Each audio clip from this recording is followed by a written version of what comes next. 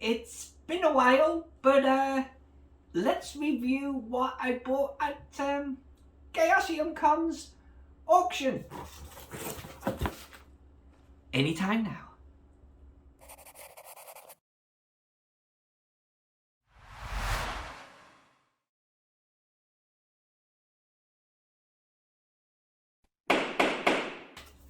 Okay, so we're gonna do a video about burnout at some point because I've been quiet, and I've been quiet with good reason.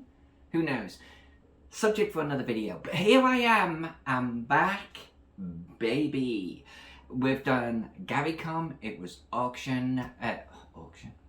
We've done GaryCon. It was awesome.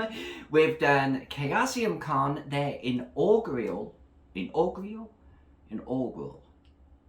Their first convention, and that was also awesome.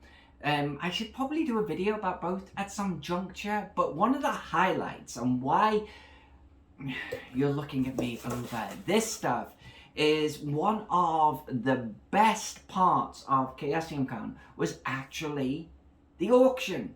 And now I'm not a huge auction goer. I do like going to the auctions. I like watching what guys are bidding on. I like the vibe. I like, you know, and we've all done it, right? We sit there and watch other placards on. So, I love that.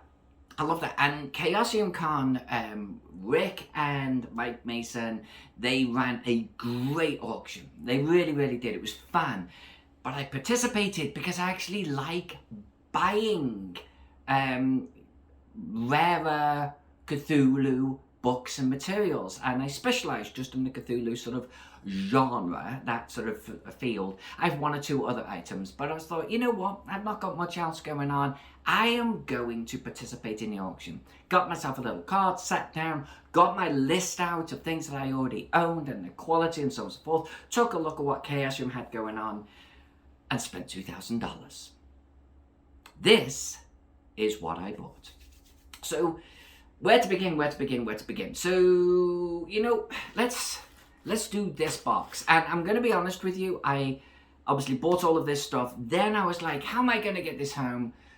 So, Mr. Meinhardt, sir, thank you very much for facilitating getting this to my house. Wonderfully packed. Thank you very much. Let's take a look, because I've actually forgotten what's in here. Sorry for the rustling.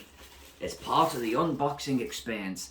I'm going to open them up, bring them up, put them onto one side, and when this box gets a little bit lighter, I'll drag it out of the way, okay? But in the meantime, I'll actually use it as a little bit of a prop, so to speak, for holding things up. Okay, first up, and hopefully this shows up on the camera nicely. Hello. Cthulhu by Gaslight boxed set. This 1986, I think. Pretty damn good condition. Like there's no corners blown out or anything like that. I learned the term blown out from watching the guys. Sound like a pro. Beautiful, beautiful books within. This one may not actually be from the set, actually. This isn't. So these are some of the other books. Cthulhu, Sandy Peterson's Guide to Cthulhu Monsters. Creatures of the Dreamlands. These are just beautiful condition. That was one of the things, by the way, when they got the actual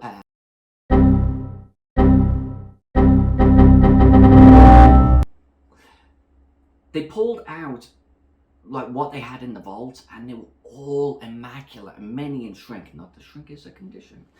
And this is such an example. Sandy Peterson's Guide to Creatures of the Dreamlands. It is like new. I mean, it's absolutely incredible. Did not own that one, I don't think. Certainly not in that condition. Sandy Peterson's Cthulhu Monsters, did not own it in that condition. Here is the Gaslight books.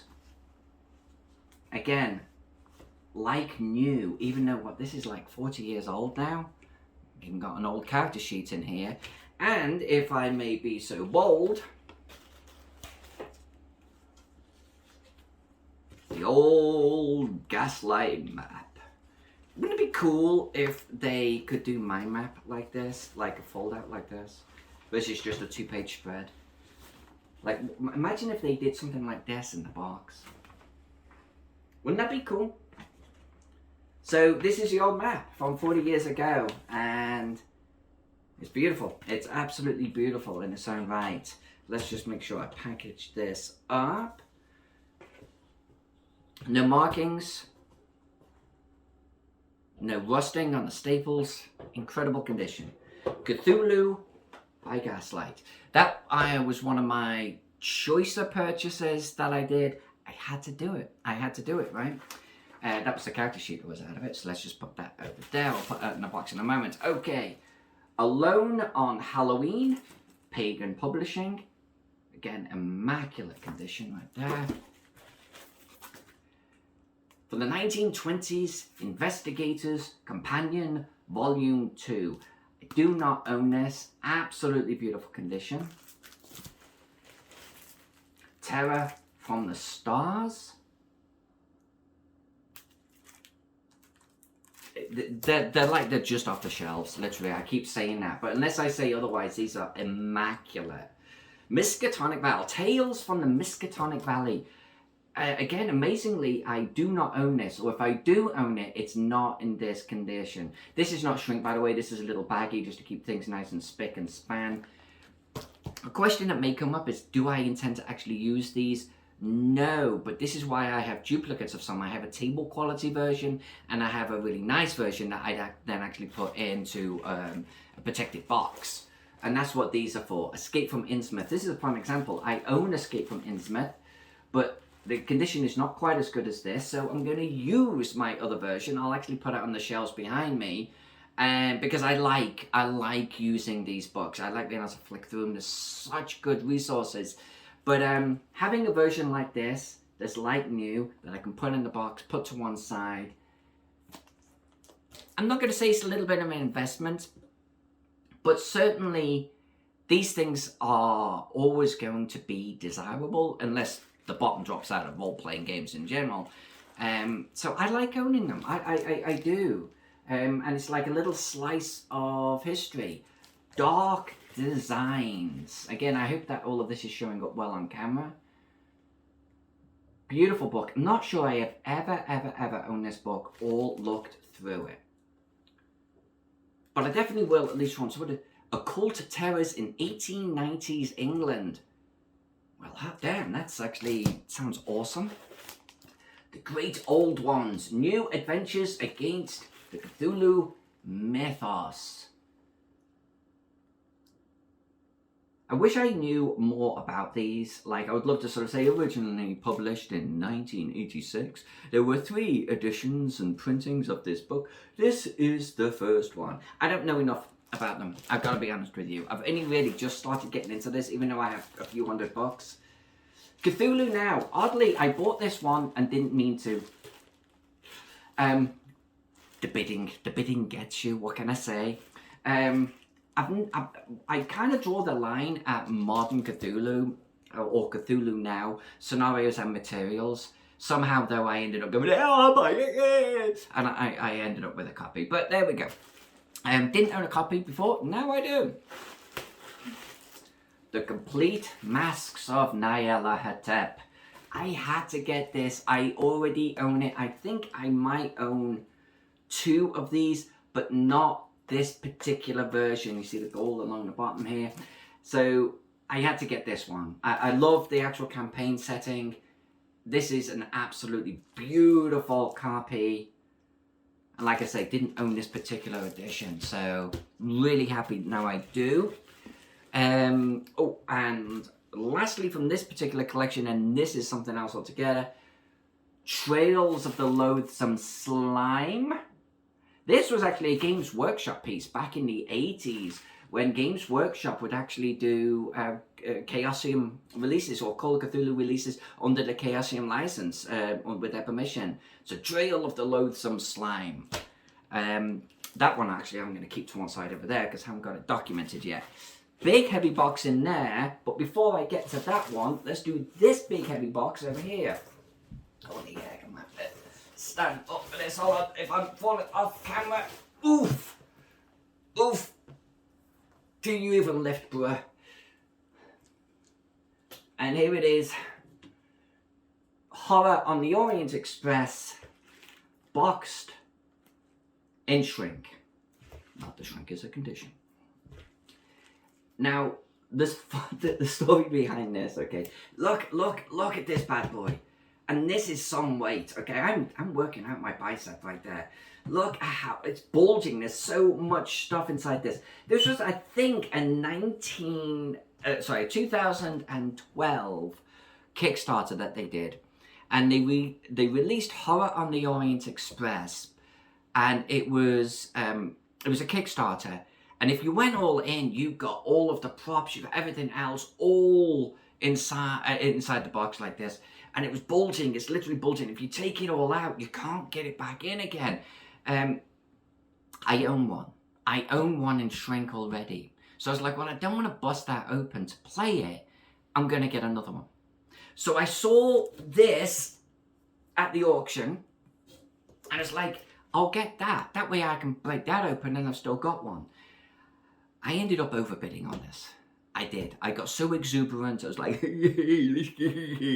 and something like $700 later, and that's over by $200 over.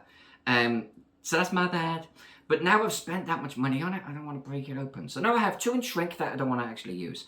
So if you know of a Kickstarter version with all of the bits in it that I can use for table play, I'm in the market for buying one. Because I have 2 that I can't use. So that was, maybe that and Gaslight were my big ones that I bought. Let me just put that back in the box over here.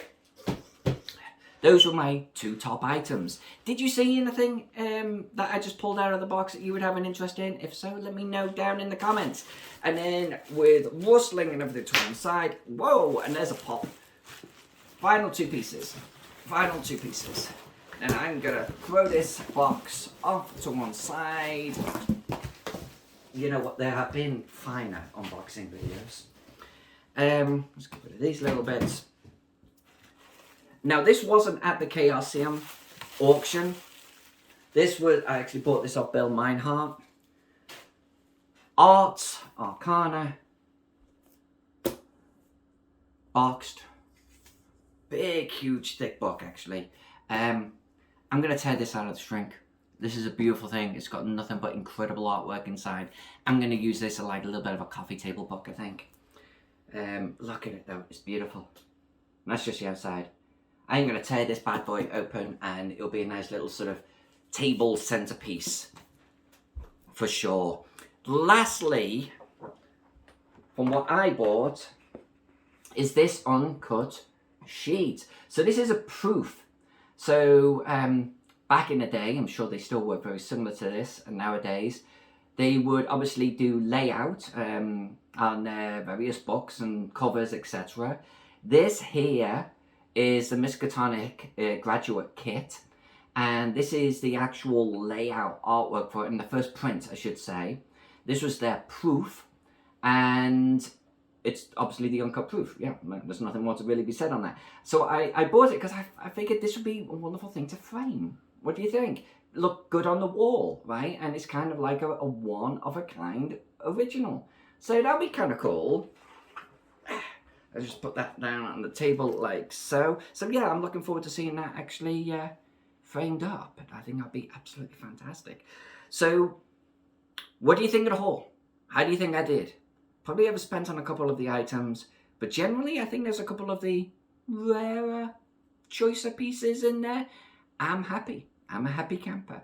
So let me know what you think in the comments down below, and if you would like to see the rest of my collection, I have about 300 pieces, some very rare, let me know. I will happily pull them out the vault and show you them a little bit at a time. Otherwise, I'm going to see you in the next how-to guide and the next GM tips. I've been quiet, but I haven't gone away. I love you all. I hope you're all doing well. Much love. Game on, and keep rolling those dice.